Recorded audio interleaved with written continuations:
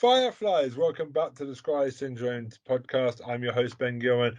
I hope you're well. Welcome to the podcast where we talk about TV, movies, whatever we want to talk. And I'm sure we will offend somebody at some point during this recording. Here's one already. I'm joined by Troy Salmon, a man who always thinks that Bray Wyatt's "let me in" is a chat-up line. It's Mr. Rapey himself, Troy Salmon.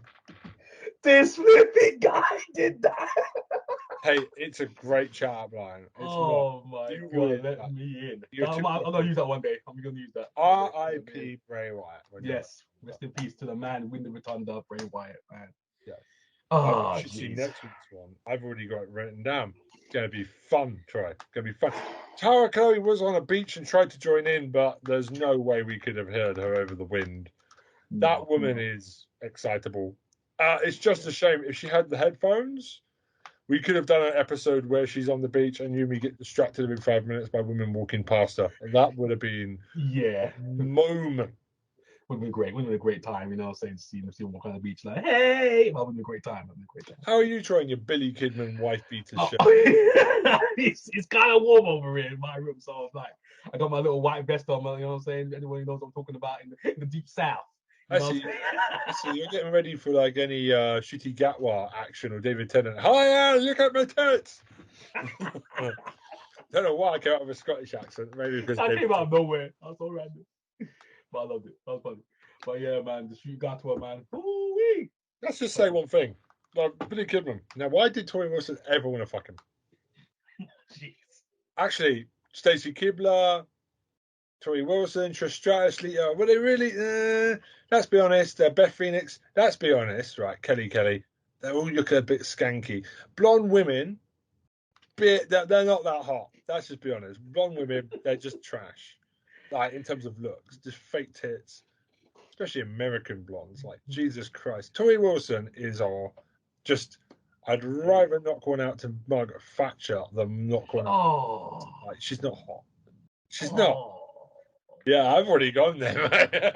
He's done it already, guys. Oh, man. I mean, Trish Stratus is not hot. If you look at Trish Stratus, no, this is plastic. It's like trying to fuck a Barbie, bro. It's not cool. The plastic is not it. And the thing is, really, me, blondes ain't. I've never been a fan of blondes anyway. Sex her outside, she'd just melt. Just melt on you. It's like a fried egg. Your dick will be like a fried egg. Just... He said it'll melt. I am. I'm sorry. I just find this whole American blonde woman thing. I'm hot. You're not. It's true. It's not. Never found it sexy. Yeah, it's not a thing. No. Yeah. It's just something. I just find. I mean, Cameron Diaz, fine. If there was a blog, I'd say, Cameron Diaz in the mask. My gosh, man. Oh my God. She's all right. She's like 5 out of 10. She's fine. Yeah. P. Cameron was good. 5 out of 10. Jennifer Lawrence was much hotter when she was dark brunette, let's be honest. And now she's 5 out of 10. Captain Marvel, 5 out of 10. Yeah. Blonde women, just not sexy. Sorry. Like, I don't know. It's just, this is going to be a statement that it's going to be episode 163. Blonde women. I don't care. I feel like a lot of people kind of look back at wrestling. I don't want to start off with wrestling, but a lot of, like, the 2000s, a lot of blonde people.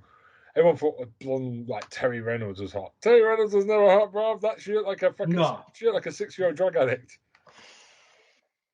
You know what? She came with the Hardys. She looked like she was legitimately taking them to school. Like a mum on the soccer run. She actually did like a parent. She was like literally a mom. Like ribs, skinny ribs, not sexy. Like anorexic looking donkey, not sexy. Just I'm sorry, bruv. I'm calling it out now. Stacey. Hey, you can do what you got to do, Ben. Let's do it. Let's go. Stacey Keibler, that was a hot girl. Yeah, because she didn't have all the plastic shit. She was just natural. Yeah.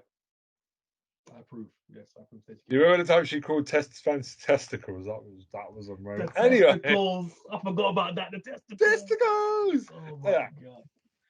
And that's if anyone entered the ring like Stacey Keibler, but no one can enter the ring like Stacey Keibler. That's what I'm gonna say. You know, mostly men. Great time. No dude's gonna be like, yeah, testicle. Yeah, no one's trying that. No one, bro. So how have you been? Oh man, we're all right, man. Just riding away. Just been looking forward to this podcast, man. Cause I didn't go to the last one, so I said, hey, I didn't really see what Ben and the crew's doing. You know what I'm saying? But hey, we're here now, man. We're here. People actually thought we had beef or something because you haven't been around for a while. Like, we don't have beef. No, definitely not. Heck no. No, you're good. You just for some reason have to work on the weekend like a weird dude. I can't even access my list. My computer's having a malfunction. Right, I'm gonna have to go off the top of my head and rewrite it for the next recording because my laptop's decided it doesn't like me today. Yeah, man, we're gonna go off the dome. Hold on. Right, if I keep Troy, okay, back. I'm just gonna go in. So obviously Helen would be great for this, but she's not here, is she? So Helen's at a festival. Okay, so festival. Ted Lasso, season 1. I've done it. Apple TV for 3 months trial, and I'm gonna go eventually for across the whole of Apple TV and just eat it.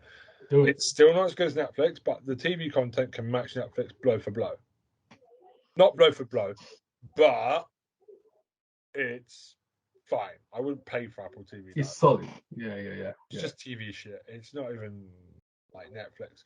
But at least they get the right amount where they're not killing each other. As Apple, with Netflix, they're just like moaning about like the million shows a year that they produce, and then they wonder why they have to cancel everything. Exactly. Like watching Wimbledon, your head's going back and forth. You don't know which one to start. So, Ted Lasso, the American take on English soccer, football. Things I've noticed. Trying to say that is not Selhurst Park is bullshit. Okay. Right, Richmond. Right, let me get you something straight. If you're going to try and tell me that the shithole that is Norwood looks like Richmond, you've got another thing coming, man. Okay, because that's clearly Selhurst Park. I used to live just down the road, like a couple of months or 6 months, not long. I remember, yes, because trust me, he knows. Trust me, Ben knows. Trust me. Palace, Ben knows. right? The shithole known. Like, the geography is awful. Like, and the fact that they like all the teams, right? Palace, they lose. Palace try and help them get out of relegation. It's funny because they're nodding to Palace a lot because it's literally the ground is Palace. Yeah. Obviously, I think the rest of it's a set. I don't think they've actually filmed in Selhurst. Some of it's a set. I think some of it's a set. Most of it, I think it's all a set. The dressing room, everything. Hey, I used to go to school in Selhurst Park, so I know that area. When I saw around there, I was like, what the hell? No, but is the inside the dressing room a set? Inside dressing room, yeah, that's a set. Okay, thought so. But don't try and kill the English. Don't try and kill the Londoner who's been to Selhurst Park. Right. Don't try and claim that's in Richmond. I laughed my arse off when I found out that they tried to make Norwood into Richmond. Please. Palace is a ghetto, right? Richmond is much nicer. So yeah, that's for sure. Anyone in London knows that. That's for sure. No one knows that. Like Selhurst Park is where you keep your eyes on a spindle, brother. It's like in the poor part of Norwood. It's not even a nice part of Norwood. There's nice parts of Norwood. Yeah. But the Norwood Junction is not a nice place. Trust me. Nope. No, I went to secondary school there. Yeah, that is not a nice place.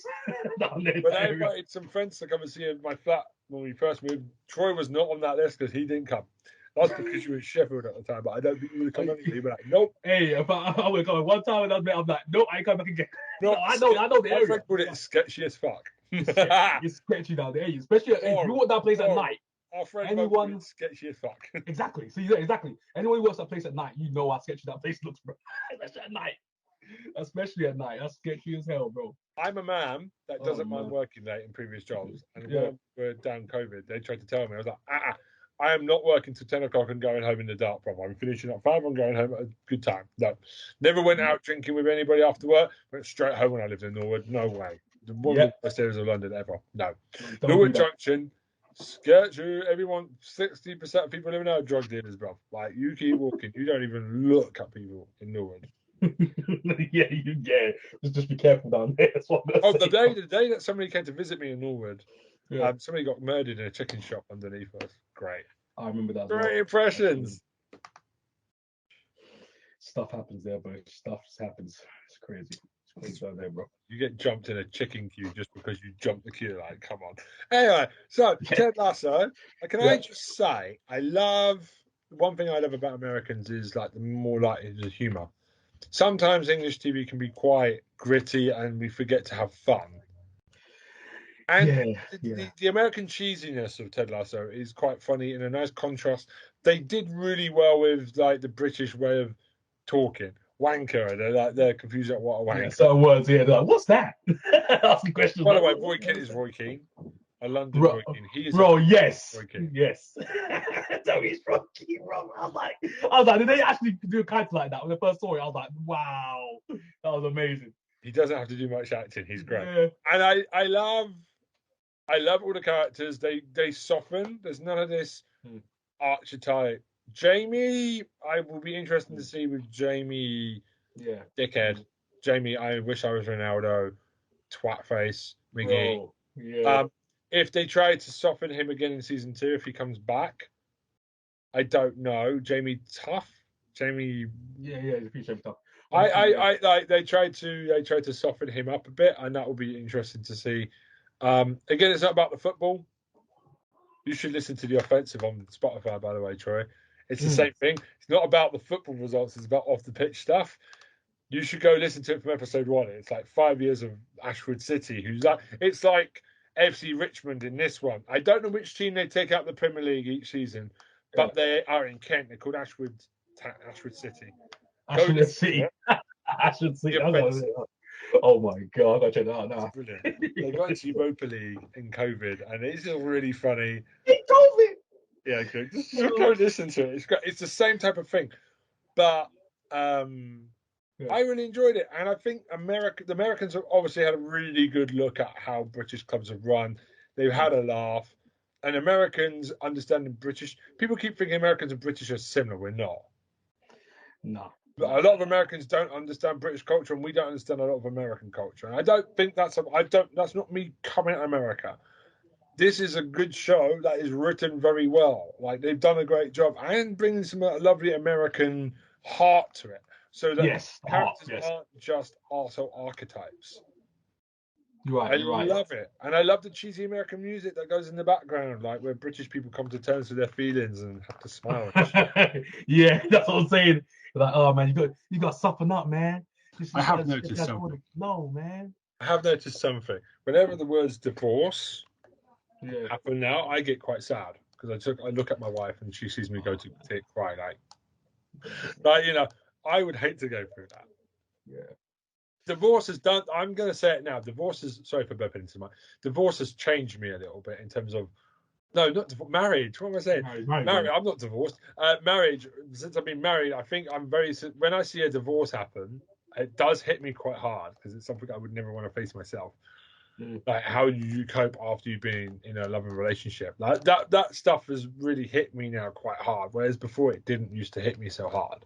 Yeah, I did react to it, but like now I'm really like fucking saddened, like I've lost a family member or some shit. When I see a divorce, it's like, yeah, it's different, isn't it? Yeah, because you're married. Yeah, I feel really bad. Like, I feel like, dude.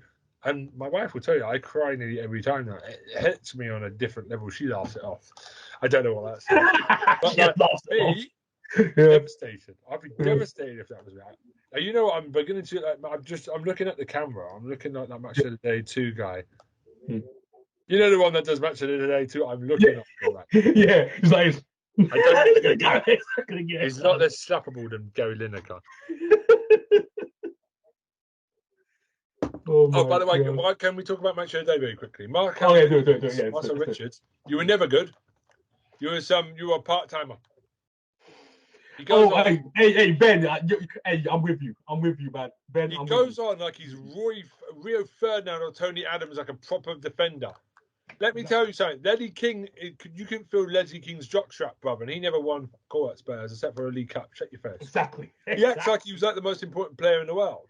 I was thinking as well. I was like, Alan Shearer, Ian Wright, what I'm more likely to listen to Dio Dublin, a player that actually impacted a team, or Jermaine Defoe, or Jermaine Genius, players that actually I can tell you what they did. Micah Richards, I never heard of his name until he became a Match of the Day pundit. I never heard him. Anytime City won the title, never heard of him. Never heard of him play. Like, this guy seems to have, like, time traveled in and rewrite the history books. And Bro, this guy's a time lord, bro. I kid you not. This guy's rewriting history. I kid you not. Literally, I went upstairs. My granddad literally looks at the TV and goes, wait, this guy was he a good player or anything? I don't recognize him. And I was like this. Nah, somehow he's got there. I don't know. He's a lovely personality. I don't know. He's a lovely nice guy. Personality. Nice guy. Yeah. But he's got good insight. He's a good pundit. But when you hear his comments about, I was a fantastic player, no, you weren't, bro. Like, you weren't playing for the England team. I never heard of you until you're great. And I love his cheery demeanor. And he's a fantastic. He's great on the mic.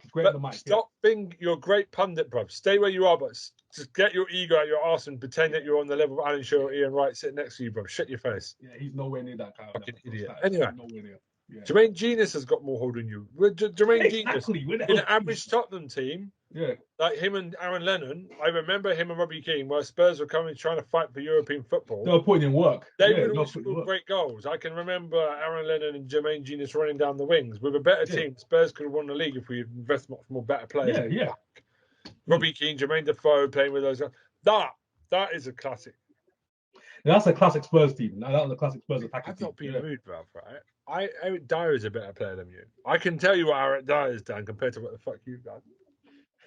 I don't know where this guy came from. I legit thought I was seeing things. I was like, wait, have I seen this guy before? Have I forgetting something? I'm like, how good was this guy? I don't know. I don't remember what this guy did. I thought I was going crazy. You're not going crazy. There's nothing there, bro. Like, he's acting like the big man. Like you should see him on Match of the Day top 10. I've read the book, and he's giving. I read from the library the top 10 Match of the Day things. Yeah. I'm going to go massively off topic. This might be a long episode. This might be a long one, yeah. But I haven't seen you in forever. Basically, I just kind of feel the women aren't here. We can get away with it. Yeah, we can do whatever we want, man. So I'm not being sexist. They're legitimately Helen and Tara can give two fucks about football.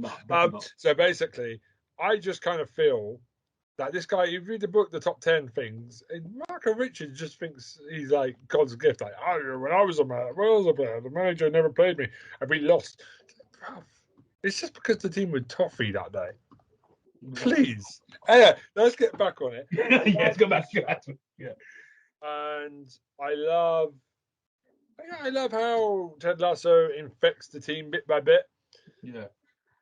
He did, man. He was a good, like, he's brought his American-esque, like, American football mentality to the obviously the English game. So I love the guy with the cap who's just so they do so little with him, but he just is just funny. Oh yeah. They know he's the comedy character, and they use him sparingly because they know less is more. No, it's true. Less is more with him because he's just gonna you don't oversaturate. You know what I'm saying, with the kind of like the humor that he has, the kind of like deadpan slapstick humor that he has. So you don't want to be doing all that too much. Just use it sparingly throughout each episode. So exactly. Yeah. And the fact that he plays chess, that's quite funny. So, okay, I'm going to move on quickly because I've got like 4 other things. Oh, yeah. It was Netflix's Pending Train. You might have seen this on Netflix. Oh, yeah. It's about a train that goes from Japan into something, into like some thing. At the time, you don't know what it is. I watched 3 episodes. I gave up halfway through. I gave up on the 3rd episode. You gave up? It's just 40 main characters. Who the hell thought 40 main characters to give up with was a good idea? And then to save budget, we'll just stay on the train line. We'll just stay on this train, 4 episodes in, like, still on the train. You know, it's like an RPG. They've gone home, they've gone out to go see the location as a spring, and they've got loads of characters with their backgrounds and shit. And I'm just like, oh my God. I didn't even stick around for it. And you got police officers in the present day trying to find out what happened. I'm like, who cares? Gosh, it's something like that. 40 main characters. And they stay on the train arguing and bickering about water. It's just horrific. 40 characters. 40? You see it on the title screen and all against the screen, like, oh, that cannot be the whole cast. No. And it is. And it's awful. That train should go and stay pending and never leave the train. It's like an Elizabeth line train. Oh my god, that's funny. Never working. God, Comes off the rails. Helen's not here. She won't listen to this bit. So I'm going for it. Elizabeth line. It's like an Elizabeth line. Never working, bro. Nah, never works. I'm telling you, this week I have stayed at Whitechapel for like half an hour every day. Yeah. And then I got reversed. They shut down the trains I was stuck there for an hour and a half on Monday. Yeah. Go back to Stratford, and then the Central line got shut down as well. I'm just sitting here like, these third world country trains, man, I swear to God, Elizabeth line, you're the new one. How can you be utter shit every day? That's crazy. That's to be crazy, but how do you do that? It makes me want to move, actually, somewhere that doesn't have an Elizabeth line train anywhere near. Like, it will put you off going anywhere for the whole weekend. It's like, I can't be bothered. Jeez, that's insane. That is nuts, man. Oh, and yeah, and whenever I go out with my wife for the weekend or anything, it works perfectly. It's like, I'm crazy, so she doesn't believe me. Anyway, ending train is shit. God, the next episode is going to be so crap because we're using all of our jokes in the first episode. Oh man, yeah, we're doing everything in this episode right now. But yeah, I watched The Bodyguard. Oh, okay. The Bodyguard. Okay. I'm not talking about the Whitney Houston, Kevin Costner. No, not that one. I'm talking about the BBC drama, The Bodyguard. Yeah. The Bodyguard, man. Okay. Oh, there is a. I need to say. I start seeing that. You need to watch it because the first episode is on a train between a bomber and the guy. But it is, as Alex Ferguson once said, squeaky bum time. Just like brilliant. And then you've got officers coming in. He's like, yo, I'm talking. Like, it's like tense. His kids are on the train. And then episode 2, they're trying to stop a bus, like a truck, trying to blow up a school. Like, and they're trying to stop it. It's just like the kids. It is just. I gotta put it on my list, man. I'm not gonna tell. And the last episode is all I'm gonna say is park person in a bomb vest for like 45 minutes of this 60-minute finale. Tense as your buttocks. Oh my god, I'm going to write that. One of my favorite actors in it. And they humorize people. There's no. It's really good. Yeah. And I love.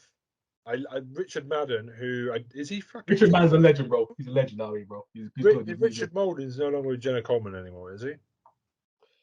I don't know. She dumped him for somebody else, didn't she? I gotta check that out. I feel sorry for that man. That man failed in life. Jenna Coleman's a fine fine woman. That man failed in life. Feel sorry for you if that's true, Richard Madden. Keely Hawes is in it as the home something office person, wanky title. But it's just really good. It will kill a character off. Nobody's safe. I thoroughly enjoyed it, and like everybody raved about it when it came out, calling some of the opening episodes some of the best television in years. The Bodyguard. And I've seen a lot of drama. I've always said police drama, murder stuff. I've seen it. In America and England, we love regurgitating police dramas and stuff, and it's boring after a while. Something about this, I don't know what it was. It was fantastic, and I was enthralled. I took my time with it. It's good. I've heard about Wolf. That's on my to-do list. Oh, Wolf. Yes, I checked that out as well. That's sort of high on my list as well. Wolf. Helen was like, I'm sure because you edit this podcast, Helen was on about it, and I thought, that's why I watched The Bodyguard, because it was like similar levels of, oh my God, it's amazing, I'm going to cry. Tell your family about it. Yeah. So that's it, The Bodyguard. That's a really good one. From Dusk Till Dawn. From Dusk Till Dawn. Yes. I found my brother. He did it. The vampire one, which is George Clooney, who's just amazing. Obviously, it's about vampires in Mexico. I don't want to spoil too much. Everyone knows this movie. I've only got it to it finally. Classic. Oh, by the way, the other week you weren't here. Tom Cruise jokes. I had to explain to Helen why we were going off. Tom Cruise in an interview for a vampire. with a Oh vampire. no! Oh no! Oh, And he tried to, Tom Cruise sexual behavior with a child, biting a young child to be a vampire. Tom Cruise, you're a creepy bastard in every film. Helen didn't understand that we spent the week before discussing about how creepy Tom Cruise is in romantic movies. She went, okay. She's like, oh, okay.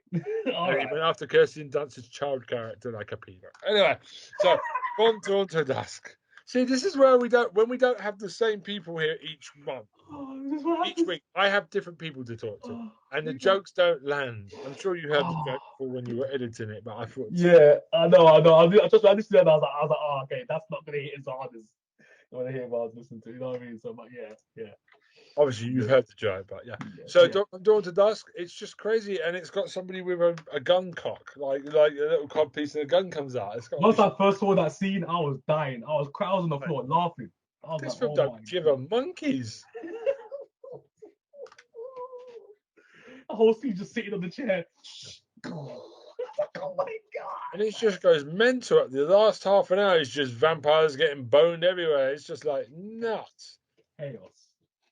I love it. Chaos, my God. Flipping Salma Hayek. The queen herself. The queen herself. My God, Salma Hayek. The booty queen. The booty queen. The booty queen indeed. She should come out with New Day. The booty queen is her. So no, I thought it was good. It is a classic, and it's got the Quentin Tarantino lot of just mental shit that he's quite good for. Very good director, Quentin Tarantino. Even for I think Kill Bill 2 is a bit wanky. Number 1 is like first. Yeah. Part 2 is kind of. You should have made a 3-hour film and just take the best bits of 2 and put it on at the end of 1, and it would have been the best film ever made. Yeah, that's what I'm saying. Yeah, man, that one was so damn good. My gosh, man, one was so damn good. So it's got that problematic thing of a Chinese American playing a Japanese person with Lucy Liu, which we wouldn't allow to happen today. It's like a fine shit. But basically, I've really enjoyed. I'm watching Quentin Tarantino films because I've not really seen many, and there's a lot that you have to watch. Yeah, there's ton of them. They're okay. They're pretty good. They're kind of mental as well. Pulp Fiction will be up next. Oh, Pulp Fiction. Oh, jeez. Crazy Stupid Love, which is the guy from The Office. Have you seen this one before? What's it called again? Crazy Stupid Love. No, I've heard of it. I haven't seen it. No. It's the guy from The Office, the American Office, the best Office, not the shit one, the UK one with that punchable prick. I don't. Oh, jeez, not him. That dickhead. You know the dickhead I'm talking about? Yes, I know you do. Yeah, I know you mean. That idiot. Where's your Gervais? That prick, yeah. Yeah. So basically, we're not going to name him. I can't even remember his name. He's so insignificant. So basically, he's. I'm gonna say, but he's like, you're like, nah. I was gonna say. He falls in love, so his wife divorces him. Yeah.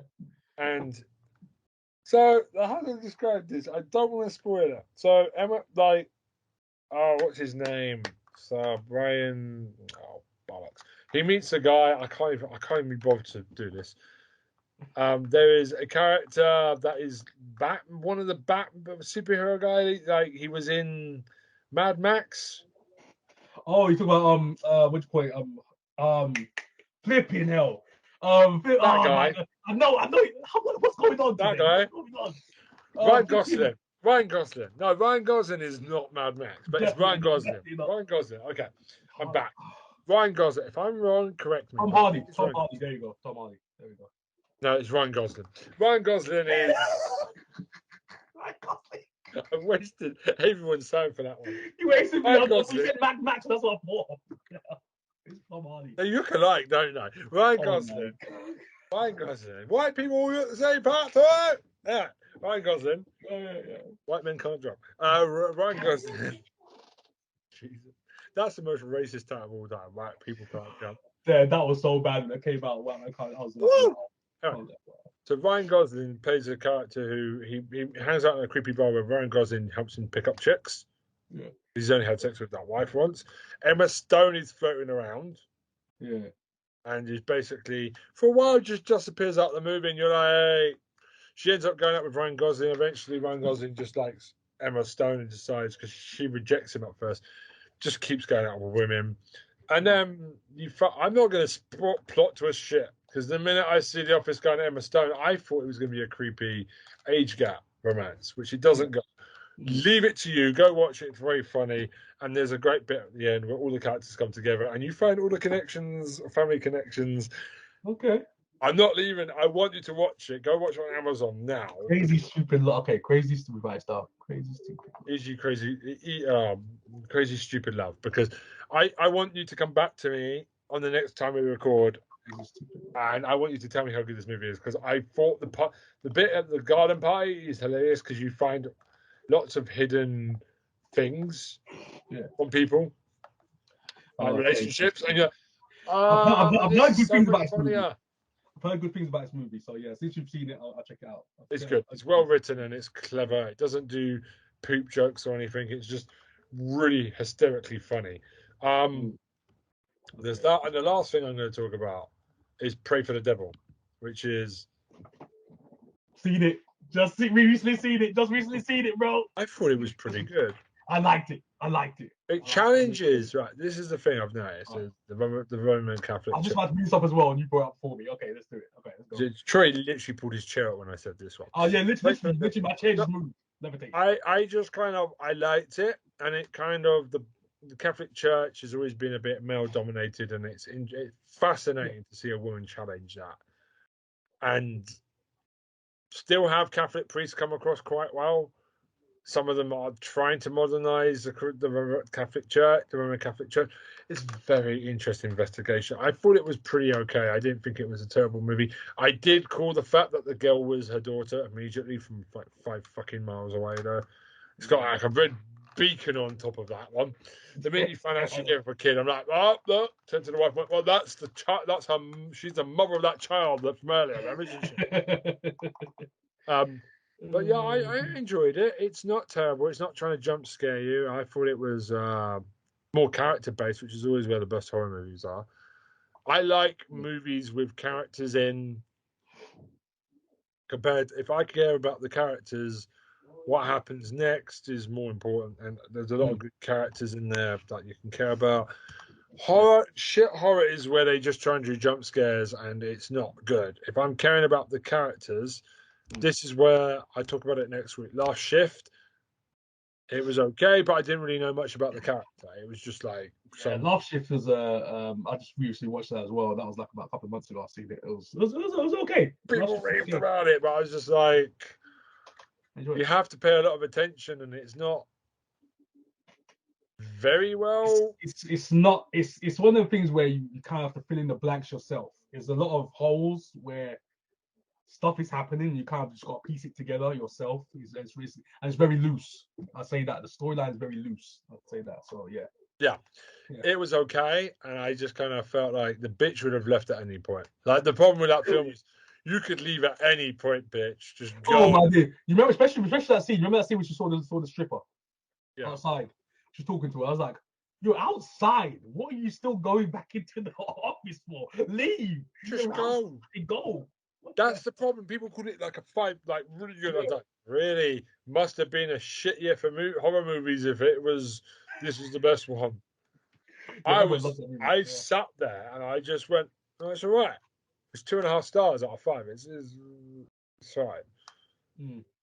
I think it was rated high because of the twist. I've seen a lot of good movies. With horror movies, right? And I've gotten the docket. Scream 6. Ready to go. Okay. And something else which I'll talk about next week. I've already watched. I've also got Orphan First Kill ready to go. Oh, I need to watch the latest one. I've got Pal ready to go. Yes. I've watched a lot of good horror. A lot. I've got a subscription to Shudder, and some of the stuff they do over there is like far superior. Yeah, Shudder's some of the shit I watch from Hollywood, like where they think that's what horror is. Conjuring is well made. Those movies are very effectively well written and very character led, and those are always the ones I care about. Those are good movies. They're not scary movies, but they're very well. Or through the bit remember when we went to go watch The Conjuring, and if you hadn't done the at the stairs, That would have shit my panties right there. But no, they had to put that in the trailer and spoil it and everything. Yeah, I know. Everyone saw it coming now after that. That movie. Oh, Paranormal Activity. Oh, the new one. Did you see it? Did you see it? The latest one. It was called what was it called? The latest one. It was called Hamish Macbeth. the Amish version of it. Yeah, Paranormal. I watched that. Next of Kin. Next of Kin, because it's on. Where was it on? It was on somewhere. I think it was on Freeview or something. It came on something. No, it was on 4D. There we go. It was on 4D. Sometimes always pay attention to 4D or iPlayer, because sometimes they will stick a classic horror movie on there and you're not looking. They really, Channel 4 are very good at quality, at getting good movies in. They just got all the Mission Impossible movies and stuck them on there and nobody's noticed. Love it. And ITV are doing it as well. All the Star Treks have gone up. They've just put all the Mission Impossibles up, Harry Potter's. The Harry Potter ones can fuck off. But so yeah, I'm not aware of that point. And by the way, ITV players really improved recently. They've really made a big effort. Whereas when they used to go to break, they used to never come back, and you would have to restart. Now I can watch AEW, and it keeps going back from the adverts straight. Well done to fix an ITV player, because it was so infuriating watching a movie. Yeah, you know they had complaints about that. You know they had a ton of complaints. That's why they have fixed stuff. So, Paranormal Activity, whatever the one, you have to give me the subtitle. If you're talking about latest one, isn't it? Yeah, Ghost Whisperer or some shit. I liked it. Not as good as the first three, but after three, really, I mean, the last one was just, what were you doing? Like, it was tired. It kind of it just completely wiped it out and got back to... Yeah, the latest one just went back to basics. Stuff. Yeah, back to basics. That's what it did, yeah. I love it. It kind of felt like going back to basics, and... I love it, man. I'm happy with it. I just don't try and tie it into all the movies again. Just have separate movies, please. Don't try and tie it back in. Yeah, this is where the original Paranormal Activity screwed itself. It's why VHS is quite good. Although VHS is very up and down with what the shorts are, but it would just generally leave it. And I don't really want movie franchises shouldn't tie.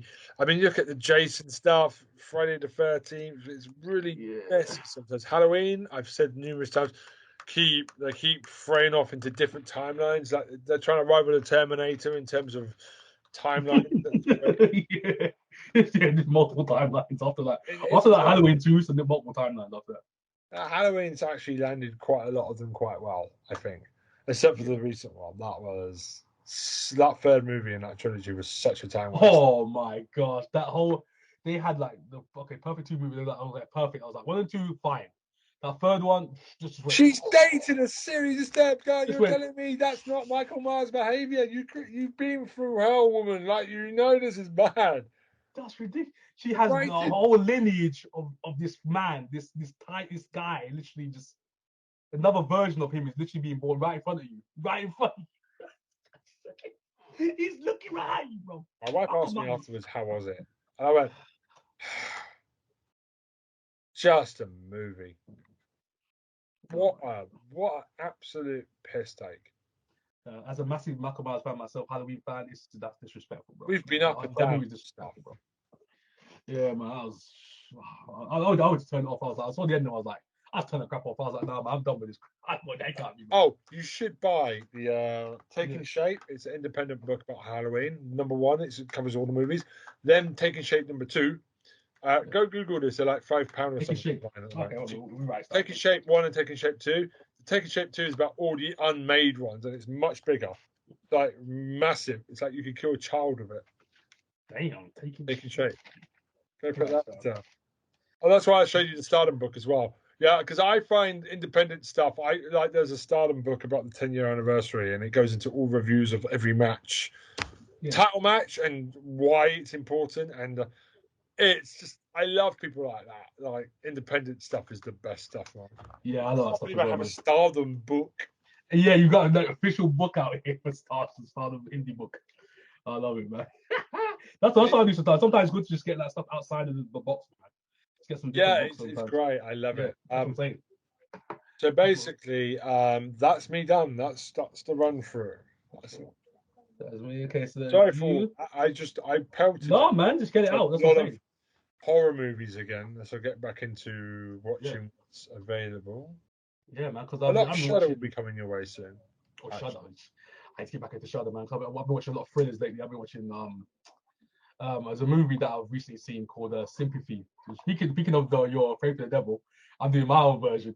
It's called Sympathy for the Devil. This movie, Nicolas Cage. Is that not a Motley Crue song? Hey, no, yeah, there is a Is it song. not There is a Motley song. Crue just sniffing cocaine off hookers' asses for half an hour? Like, oh. Yeah, there's a bit of poo in this one. So, Oh my god! But trust me, it felt like that watching this Nicolas Cage in this movie, bro. He went back to his old self in this. I loved it. It was incredible. Nicolas except for the Cage. Wicker Man, oh god, that is a shite masterpiece. Wicker Man with Nicolas Cage, it's awful. But if you watch this a Nicolas Cage movie, it all makes sense. Yeah, if you watch it, Nicolas Cage, it's spectacular. At the time, he started to go mental around that time. That's when people went, "Oh, it's just a Nicolas Cage movie," and now people celebrate the oddness of it. At the time, he was playing straight roles. Yeah. That started him playing some weird ass stuff, and that's when Ghost Rider and all that around that time when he started. If you just love how Willy's Wonderland is one of the nobody ever talks about that movie. It's Oh my gosh, yes. You've seen that one. Yeah, It's just Nicolas Cage beating the shit out of animal electronics. Chuck E. Cheese, basically. Oh my god. And it's made 50p and it looks incredible. It's just so funny. And he goes back and he has his drink and he goes and has a break. Nothing. It's brilliant. That is amazing. Hey, this guy, man, Nicolas Cage. I don't care what anyone says, but this guy is special, bro. Nicolas Cage is legendary. He just does what he wants to do. Yeah, we could hire Nicolas Cage for 50p and have him come and do something. Exactly. What I mean, it's like, because he even said like he just started doing stuff just to pay off debts and that, and then he's already paid it off now since last year. He should do a movie about how the podcast started and be one of the other two guys that we don't talk about anymore and how mental went off and won. Yeah. Just do a movie on us. Oh, Nicolas Cage would be you. Nicolas Cage would be Ben Gilbert. That's Nicolas Cage right there. It's been dissing people going crazy. Like, that'd be awesome. A documentary on Ben Gilbert. We should get back on track. But yeah, let's go back. Let's go on track. Talk about Nicolas Cage over there. But yeah, Nicolas Cage, man, Sympathy for the Devil, man. He basically plays like a devil-esque character in this thriller / drama. Because there's a guy on here. He's Joel Kinnaman. You know Joel Kinnaman. Most people know him. He played obviously the reboot of RoboCop, Altered Carbon, the first season, the best season. Oh, no one cares about season 2. No one cares about that. So Suicide Squad. Poor RoboCop, man. I mean, seriously, that guy has been mishandled. I know, man. I'm scared. I'm scared if they ever decide it's time to do Back to the Future revival. Because that's the one franchise from my childhood. It's the Gremlins that has not resurfaced. I know Gremlins 3, they're trying to make that a thing. Bill and Ted's done quite well, but it's not always. Ghostbusters is like the proper child, really badly done by the woman's one, because it was a man-hating fucktard one. And then you take it back to Afterlife is. You've got to be really careful. And Back to the Future, oh my God. I mean, they might try and change Marty McFly.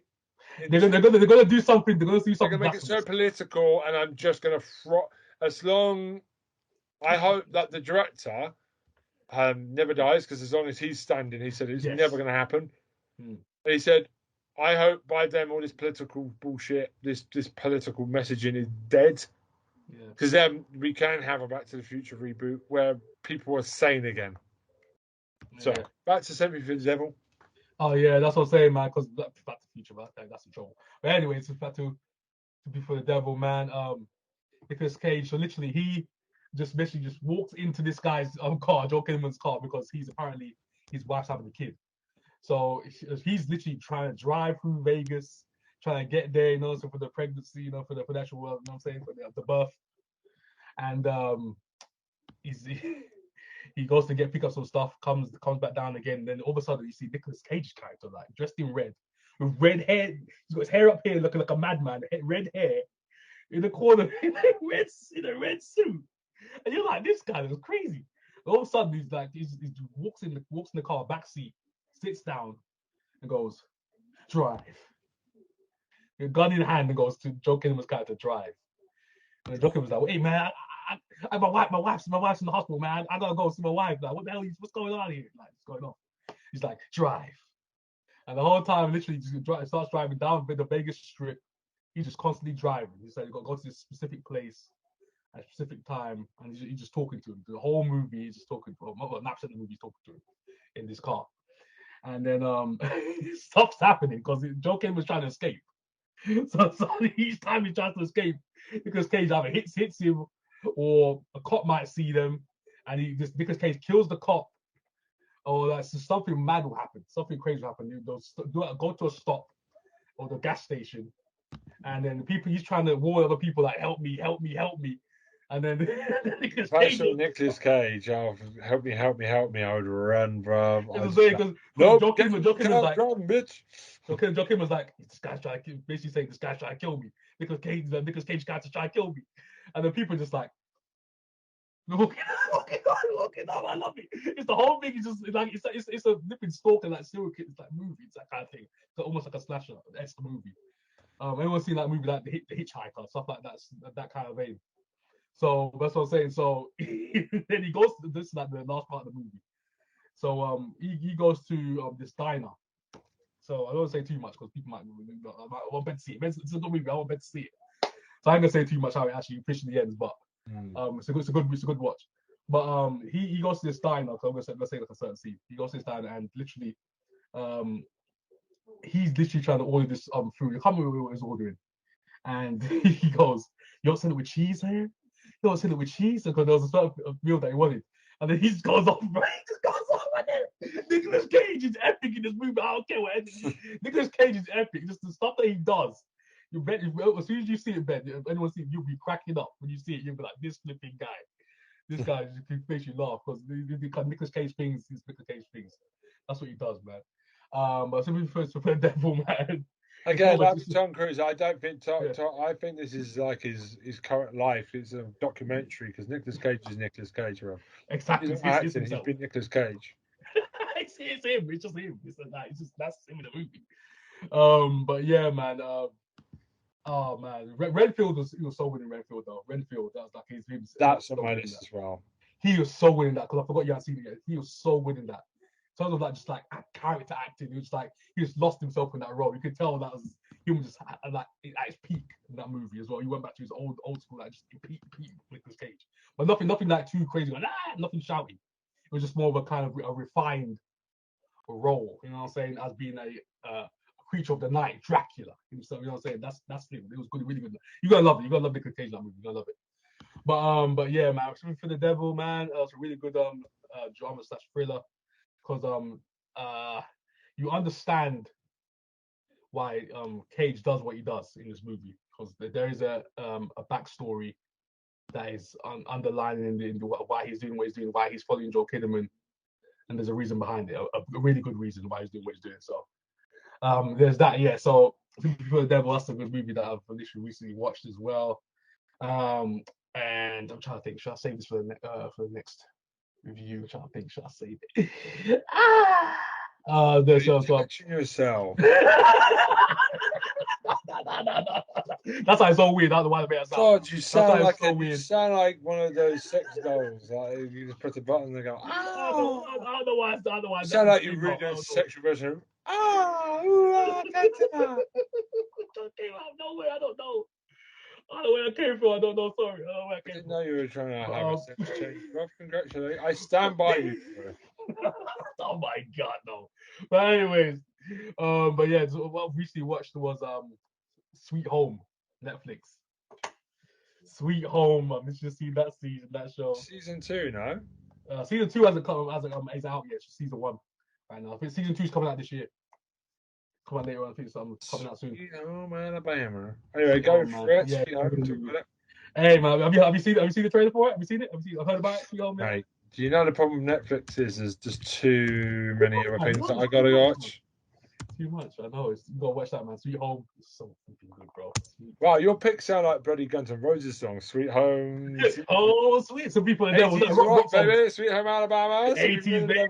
80s rock music, baby. But yeah, man. Korean horror TV show, man. Sweet Home is like one of the. Hey, it's a good show. I'm trying to say, how should I attack this? How should I attack the show? So, you have a character called Hok Hyun-soo, who is like the main character of this TV show, and he's suicidal.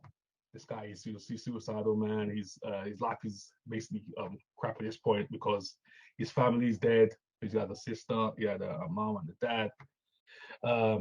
Something's happened, but I don't say too much because obviously the plot's gonna unfold during the show. But yeah, he's literally by himself. He's living by himself.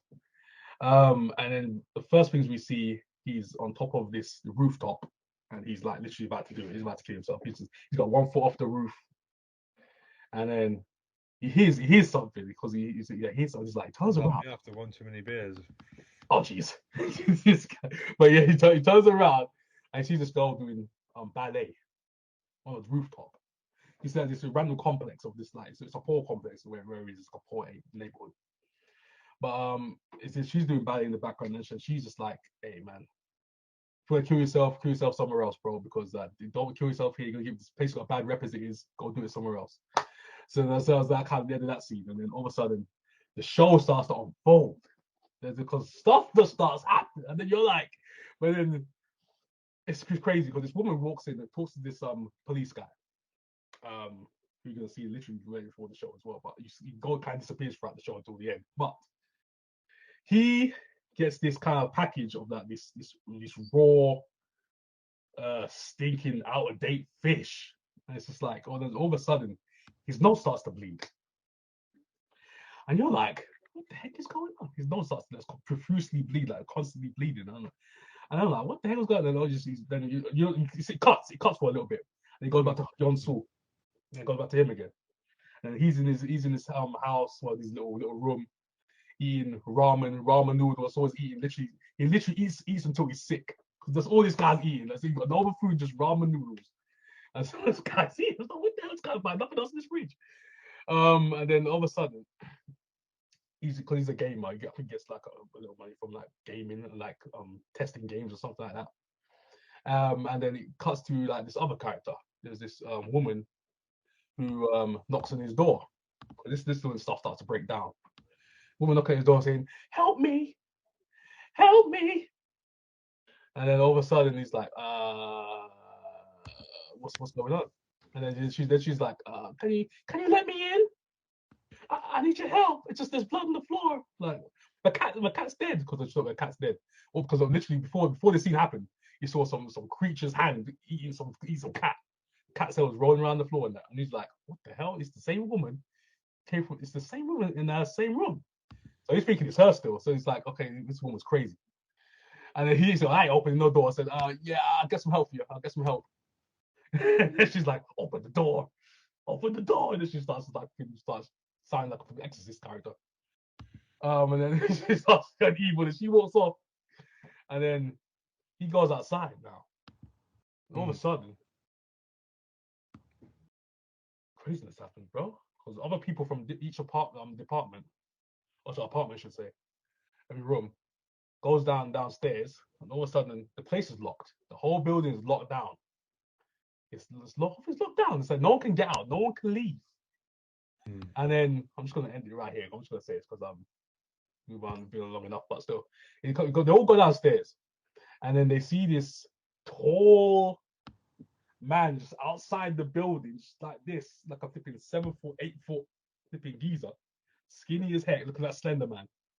He's looking outside, and then they're like, wait, who's this guy? What's going on? Because the doors, the shutters start to open up. And then all of a sudden, this guy comes in, he's got the whole tongue coming. You ever seen The Strain? Yeah. So literally, there's a living creature, like, that's like, mouth extends, and flipping tongues goes out there and starts flipping killing people. Well, you are into tentacle porn. So this guy, bro. This guy, bro. Then he comes out, he's like, and then all of a sudden, it's like this guy comes out like a hero. The guy with glasses, the brother of the ballet girl. he comes down. He's like, fire extinguisher, pushing it back, and then all of a sudden, this is a running theme, by the way, throughout the show. They start playing Imagine Dragons Warriors.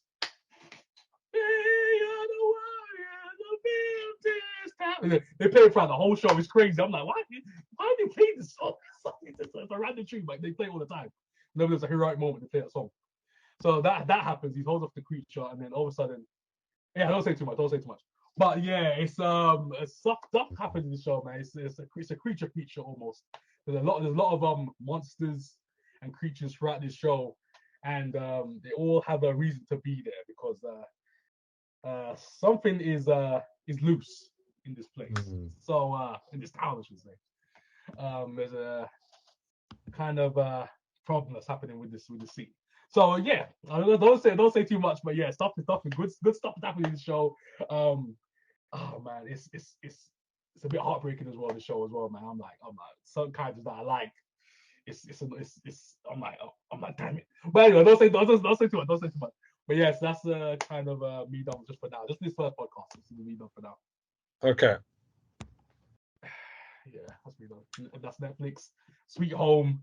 There you go. There's 10 episodes out right now. First season's out. Season 2's coming out soon. So yeah, that's me. That one's Sympathy for the Devil. Go check out Sympathy for the Devil, bro. That movie's lit. Nicolas Cage. There you go. I'm saving the other episodes till next. To the extreme. To the extreme. Yeah. 2000s. I'm Randy Savage. Ooh, Are you done? Extreme. Are you done for the day? Yeah. I'm gonna actually wait. Am I done? Yeah, I'm done. I'm done for now. I'm gonna save the rest until next time. I've separated my shit because I've just. Yeah. I'm gonna split. I'm gonna split my stuff. I'm gonna split. Well, it's good because we've kept quite a good running order the last couple of months. I think this split recording, I think, is quite good for us. Yeah. Do you want to pimp yourself out, Mac Daddy? Yes. Pizza. Oh yeah, Daddy. Oh yeah, there we go. It's a white pizza. Oh, it's not a white pizza. Yeah, here that I know of. Yeah. He's like that I know of. Legend 101. Might be his family. I don't know. I'm joking.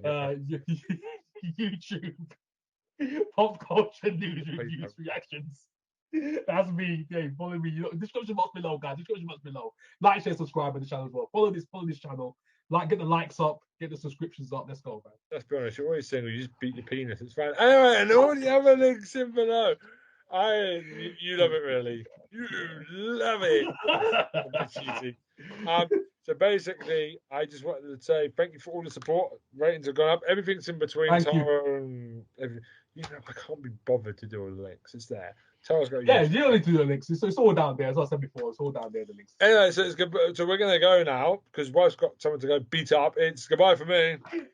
Goodbye for me. I would love to watch a movie with Nicolas Cage and Tom Cruise together where they're just being obnoxious pricks. That'd be great. That would be the most awkward movie ever with Tammy Wasu directing. That's the one.